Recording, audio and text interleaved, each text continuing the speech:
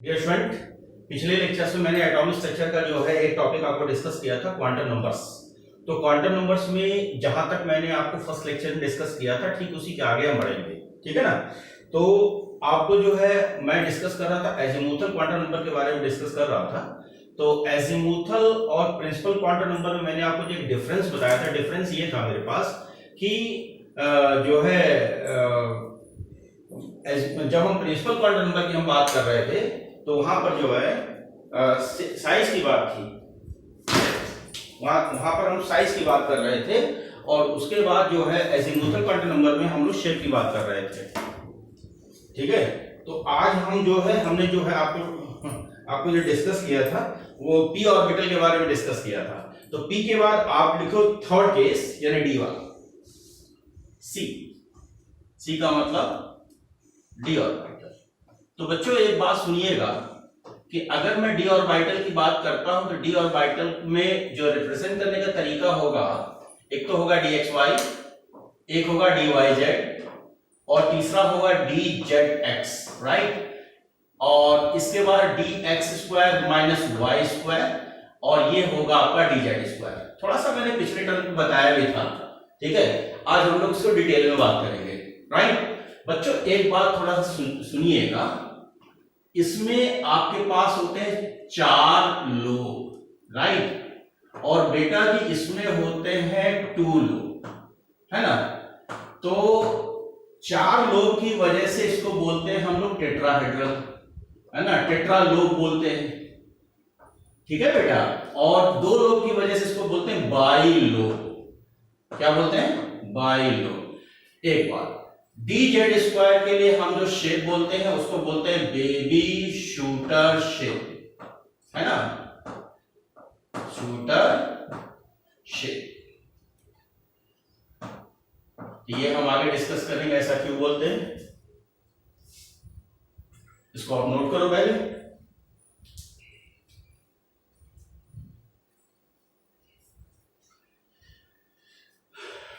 SOOTHER, baby shooter से।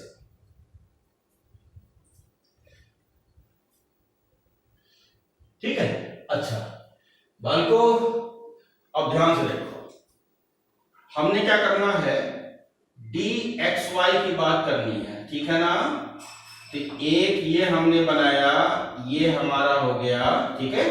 इसको आप एक्स एक्सिस मान लो, इसको वाई एक्सिस मान लो, राइट। तो एक लोब ये हो गया, एक ये लोब हो गया, एक लोब ये हो गया, एक लोब ये हो गया, ये बन गया 4 लोब, राइट। तो ये हो गया टेट्रा लोब, मैंने बोला है। अच्छा अगर हम ये देखो, हमारे पास जो इलेक्ट्रॉन है वो डी एक्स वाई में है, right, between x and y axis, between x and y axis. तो अगर मैं ये कहता हूं कि नोडल प्लेन कहां कहां होगा, तो देखो ये हमने ड्रॉ किया है, तो ये और ये हमारे क्या हो जाएंगे, यानी कि डी वाई जेड और डी जेड एक्स, ये हमारे क्या हो जाएंगे, नोडल प्लेन हो जाएंगे, राइट। अगर हमने मान लिया जाए कि डी नेक्स्ट क्या है, डी वाई जेड की मैं बात कर रहा हूं, सुनो और समझो। इसको मैंने क्या मान लिया, इसको मैंने वाई एक्सिस मान लिया और इसको जेड एक्सिस मान लिया, ठीक है। और ये हमने बना दिया 2 लोब हो गया, 2 लोब आपका ये हो गया। एक बात, अगर हमने कहा कि मेरे को बताओ अच्छा नोडल प्लेन इसमें क्या क्या हो सकता है, ध्यान से देखो, इसका ड्रॉ किया स्ट्रक्चर, यानी ये और ये हो जाएंगे मेरे नोडल प्लेन। तो नोडल प्लेन बेटा क्या हो जाएगा, एक तो हो जाएगा डी एक्स वाई, पिछले लेक्चर में बताया नोडल प्लेन क्या होता है, और दूसरा क्या हो जाएगा डी जेड एक्स, ठीक। अच्छा एक बात और बताओ कि अगर मैं ये कहता हूं कि डी जेड एक्स का स्ट्रक्चर ड्रॉ कर रहा हूं, सुनना, ये आपका ये मैंने एक्स एक्सिस मान लिया, चलो इसे जेड ही मान लेते, कोई दिक्कत वाली बात नहीं, ये एक्स एक्सिस हो गया। तो एक आपका 2 लोब ये हो गया, 2 ये हो गया।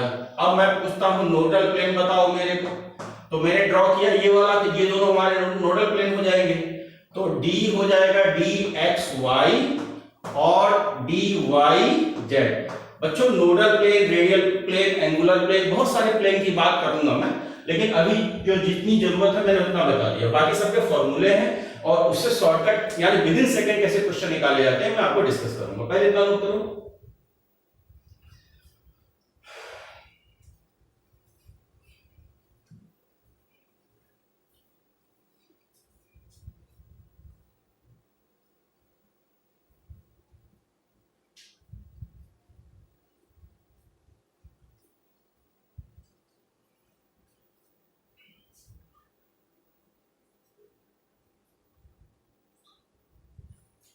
तो इनमें जो तीनों केस में लोब जो है बिटवीन द एक्सिस, ध्यान रखना, यानी इसमें क्या कर रहे थे, बिटवीन द एक्सिस, एक्सिस में।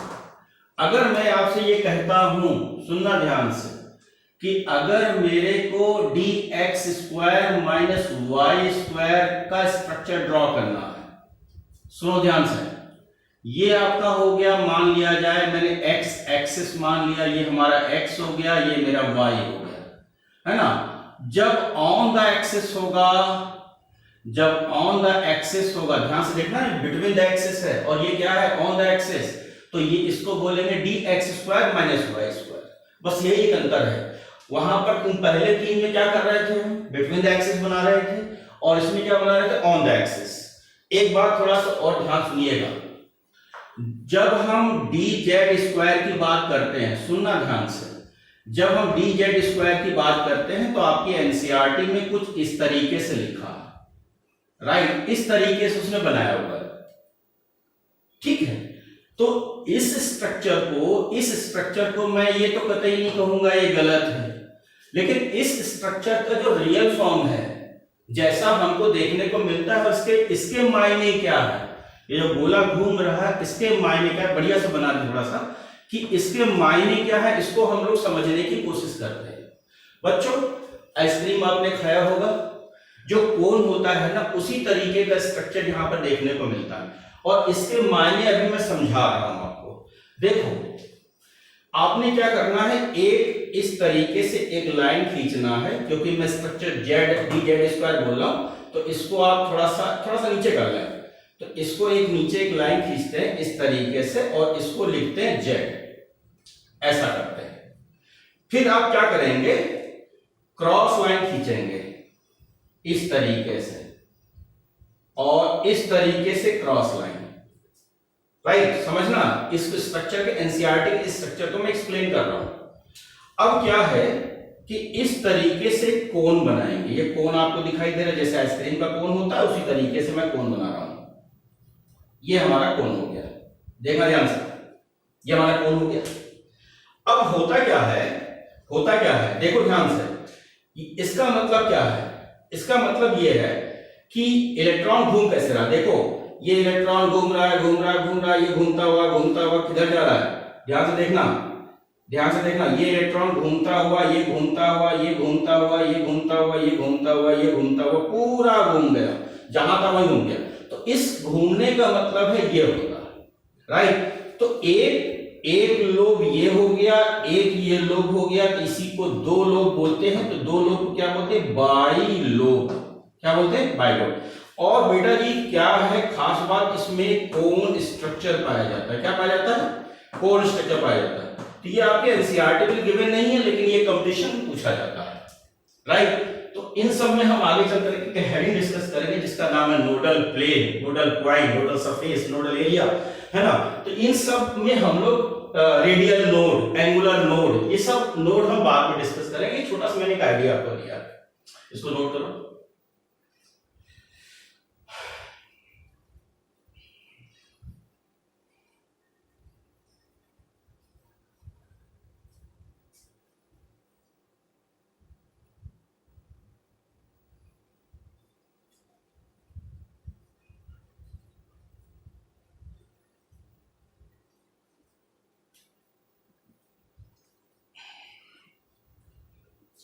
तो एक बार ये डिसाइड हो गया बेटा जी कि डी क्या बताता है, एजीमुथल क्या बताता है हम लोग को, शेप। ये हमारे बहुत सारे मैंने शेप बता दिए आपको, बाकी इस शेप के बारे में हम आगे भी डिस्कस करेंगे, है ना।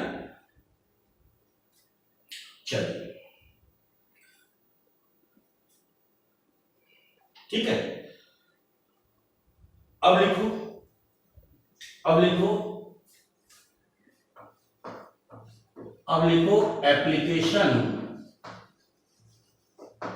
एप्लीकेशन ऑफ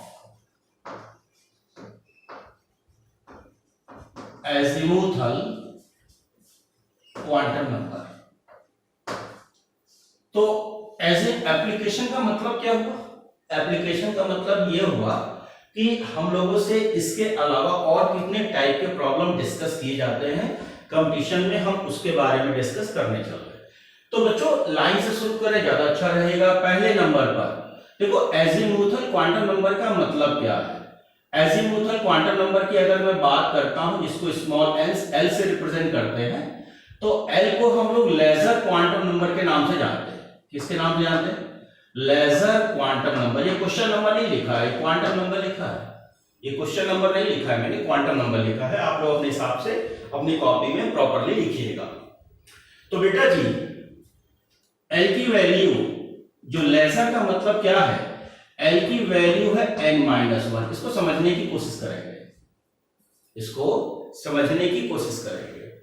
तो देखो भाई, सबसे पहले हमने एक मान लिया कि एक न्यूक्लियस है मेरा, ये आपका न्यूक्लियस है और ये हमारे शेल बनते हैं, ठीक है ना, ये हमारे शेल बनते हैं साहब। इसको भी समझाने की कोशिश कर रहा हूं मैं, राइट। और यहां पर इसको मैंने n बराबर 1 मान लिया, इसको n बराबर 2 मान लिया, n बराबर इसको 3 मान लिया और n बराबर इसको मैंने 4 मान लिया। और n बराबर के शेल बोल रहा हूं, के शेल, ये आपका L, ये आपका M और ये आपका N, ये हो गया शेल, राइट, ठीक है ना।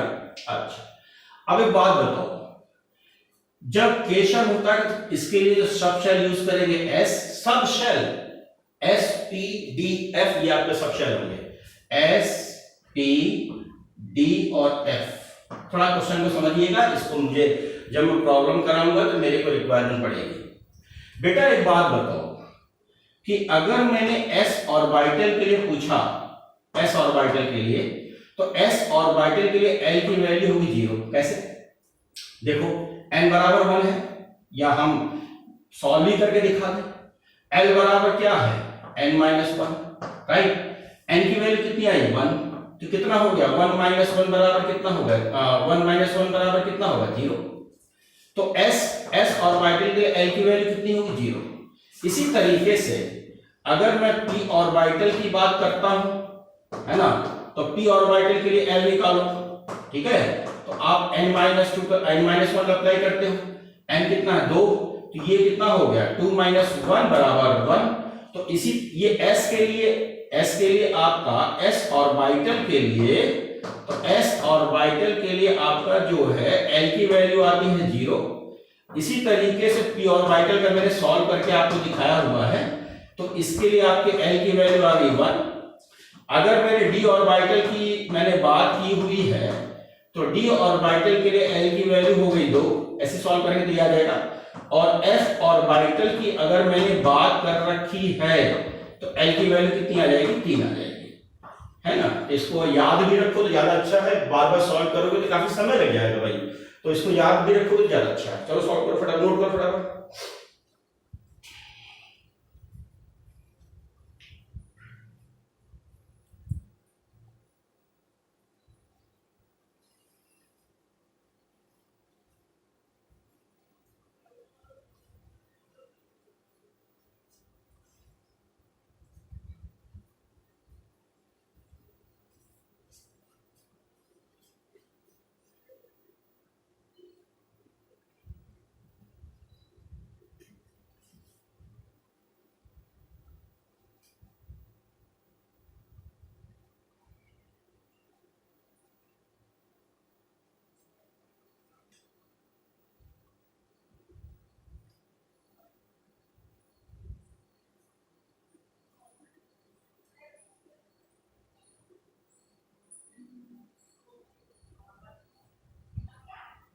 लिखा बेटा? दूसरी बात करते हैं बच्चों, दूसरी बात करते हैं कि एजीमुथल का दूसरा नाम क्या लिखा था मैंने? इसका लिखा था एंगुलर मोमेंटम क्वांटम नंबर। क्या लिखा था? Angular momentum quantum number. ये क्वेश्चन नंबर नहीं है, मैं बार बार बोल रहा हूं, राइट।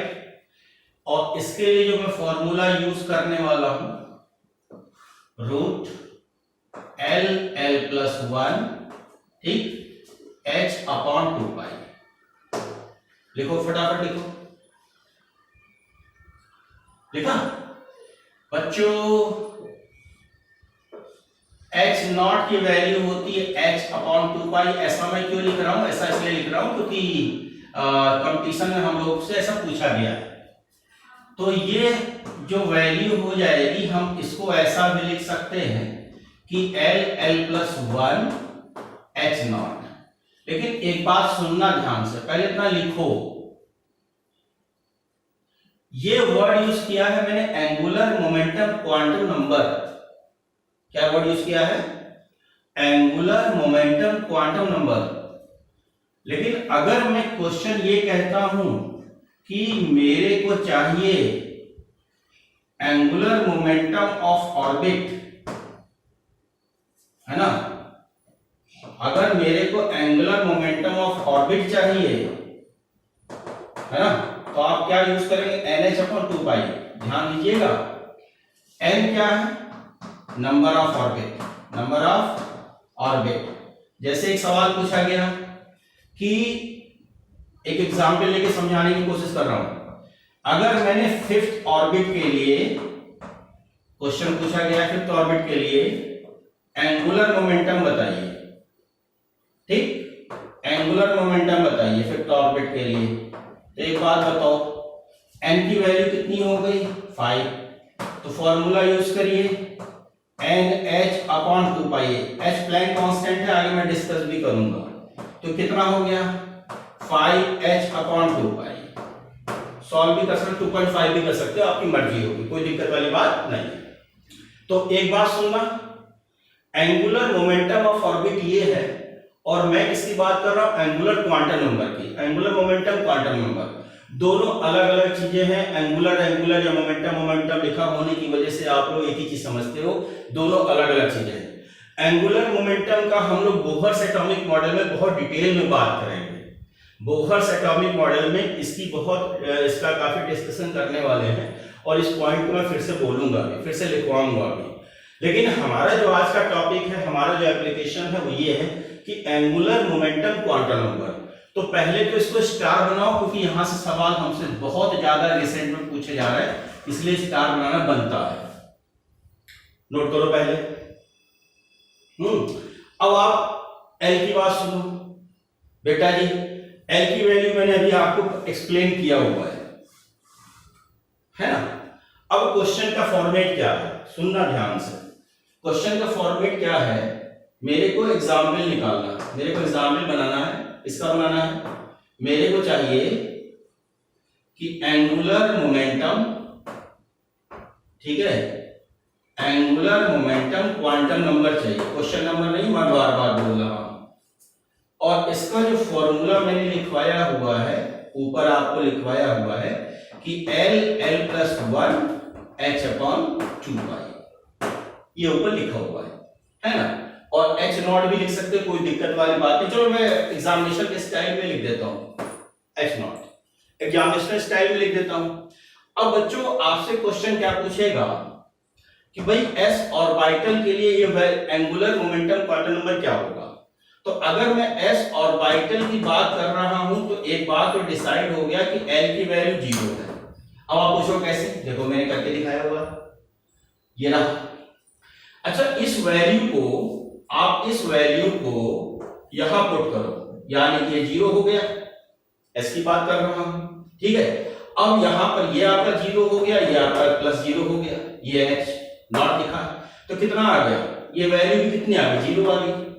तो कहने का मतलब क्या है? कहने का मतलब यह है कि अगर मैं S ऑर्बिटल की जगह 1s 2s 3s 4s something something something किसी भी s के लिए पूछूंगा, आंसर आपका 0 ही आएगा, आंसर आपका 0 ही आएगा। नोट करो इसको पहले, फिर आगे बात करते हैं।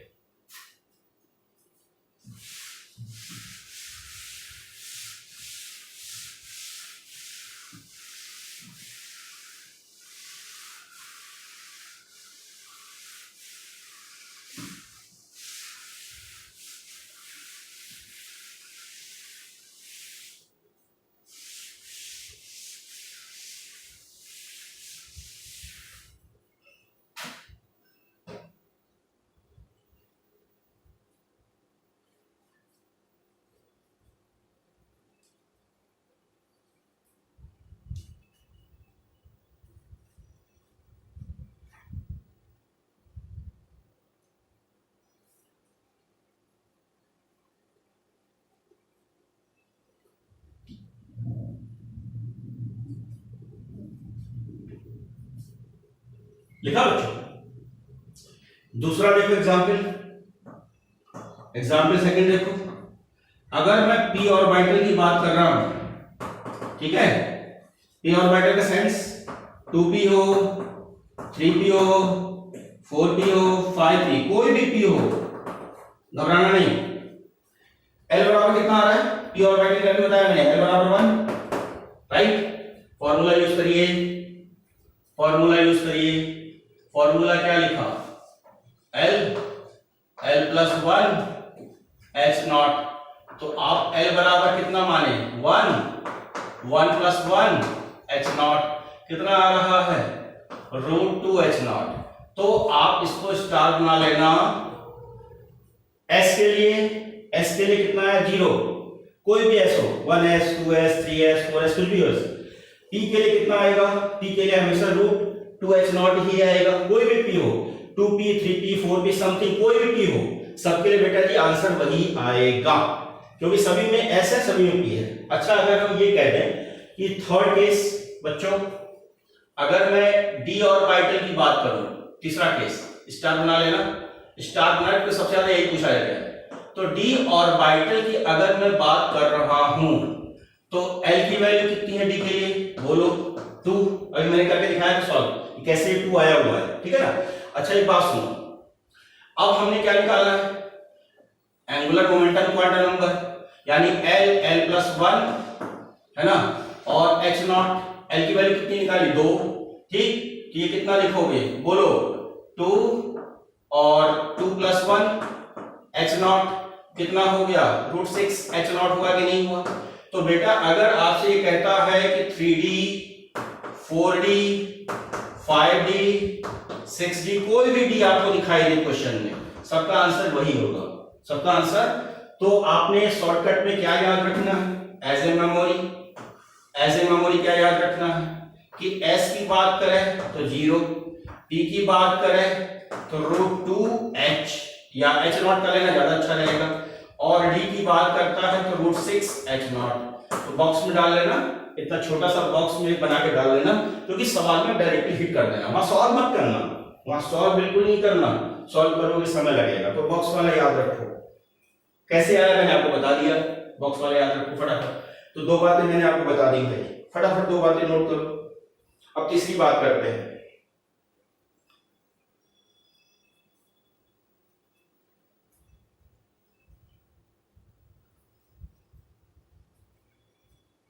ये 2 बातें मैंने आपको बताई, ठीक है बालकों, फटाफट नोट करो।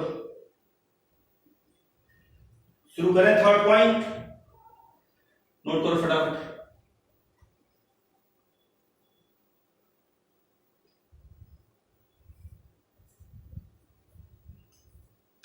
चलो तीसरा केस देखो बालकों।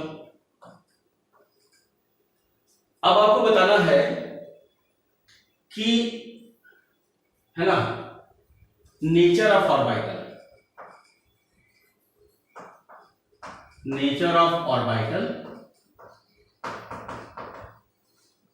एंड मैक्सिमम इलेक्ट्रॉन, 2 बताने। सवाल का फॉर्मेट क्या है? सवाल का फॉर्मेट देखिए, वो कहता है कि n बराबर 4 होगा और l बराबर 3 होगा, ठीक है, किस ऑर्बिटल को रिप्रेजेंट करेगा और उसमें मैक्सिमम इलेक्ट्रॉन कितने होंगे, है ना। सुनना ध्यान से कि बेटा जी n बराबर 4 l बराबर 3, सुनना ध्यान से। तो ऐसे क्वेश्चन को डील करने का सबसे बढ़िया तरीका क्या है? पहले n बराबर 4 लिखा है, मैंने 4 लिख दिया, राइट। अब बताओ मेरे को कि l बराबर 0, l बराबर 1, l बराबर 2, l बराबर 3। तो l बराबर ये किसके लिए? s के लिए, p के लिए, पहला पॉइंट मैंने बताया, ये d के लिए और ये f के लिए, बताया नहीं बताया? अब l बराबर 3 किसके लिए दिख रहा है? f के लिए, right. s orbitals maximum electron 2, p में मैं डिस्कस भी करूंगा कैसे इलेक्ट्रॉन आए, ये भी बताऊंगा। ये p में मैक्सिमम 6, 10 और ये 14, तो इसमें मैक्सिमम इलेक्ट्रॉन कितने आ जाएंगे भाई? 40 इलेक्ट्रॉन, राइट। मैं एक हिंट कर देता हूं कि अगर हमारे पास ऑर्बिटल्स दे रखा है, वर्ड ध्यान देखिएगा, तो अगर s की बात कह रहा है तो 2 इलेक्ट्रॉन, ठीक है। अगर p की बात कह रहा है, p की बात, तो p में आपके 6 हो जाएंगे, 6 इलेक्ट्रॉन, राइट। अगर d की बात कह रहा है तो 10 इलेक्ट्रॉन, और f की बात कह रहा है तो 14 इलेक्ट्रॉन। वर्ड्स पर ध्यान दीजिएगा और थोड़ा सा सुनिएगा। अगर मैंने पूछा कि p ऑर्बिटल में कितने इलेक्ट्रॉन हैं, राइट, या मैंने आपसे पूछा कि d ऑर्बिटल में कितने इलेक्ट्रॉन हैं, तो आप ये कहोगे साहब अभी तो आप लिखे हो, फिर वही लिख दिया आपने। आप कहोगे ये तो अभी लिखा है, फिर वही पूछ लिया आपने और बॉक्स ही बना दिया, है ना। तो एक बात समझना, मैंने क्या लिखा हुआ है, ऑर्बिटल्स, और यहां क्या लिखा, ऑर्बिटल। किसी भी ऑर्बिटल में 2 इलेक्ट्रॉन होते हैं, किसी भी ऑर्बिटल में 2 इलेक्ट्रॉन होते हैं। अगर मैंने पूछा p ऑर्बिटल में कितने इलेक्ट्रॉन, तो आपने कहना है 2 electron with opposite spin. d orbital में कितने electron, 2 electron with opposite spin. लेकिन यहां मैंने ऑर्बिटल्स लिखा हुआ है, राइट, ऑर्बिटल्स लिखा हुआ है। ये p ऑर्बिटल्स है, d ऑर्बिटल्स है, f ऑर्बिटल्स है, और ये मैंने ऑर्बिटल लिखा हुआ है। मैं आगे अगले लेक्चर में डालूंगा कि कैसे हम पकड़ेंगे कि ये ऑर्बिटल है, ये कैसे पकड़ेंगे हम ये ऑर्बिटल्स है ना। तो आप लोग एक ही झोंके में सब कुछ समझते रहते हो, जहां p हो गया वहां 6 ही होगा, जहां d होगा वहां 14 ही होगा, जहां f होगा d होगा वहां 10 ही होगा, f होगा 14 ही होगा, बस आपने रट रखा। लेकिन सवाल में जैसे ही फॉर्मेट आता है आपने हाथ खड़े कर देते हो, उल्टे सीधा आंसर टिक करके चले जाते हो। That is wrong answer. तो मैंने बॉक्स में इसलिए डाला ताकि क्लियरिटी रहे, ये ऑर्बिटल्स है और ये ऑर्बिटल है, दोनों में क्लियरिटी रहनी चाहिए, बिल्कुल सवाल में कोई कंफ्यूजन नहीं होना चाहिए। जरा से भी आप गलती करेंगे कंपटीशन से बाहर, तो गलती आपने बिल्कुल नहीं करनी, हर छोटी से छोटी सी सीखनी है, वही छोटा सा छोटा क्वेश्चन ही वो आपका ऑब्जेक्टिव बनता है, और वही आप गलत करके चले जाते हैं। चलिए नोट करिए फटाफट।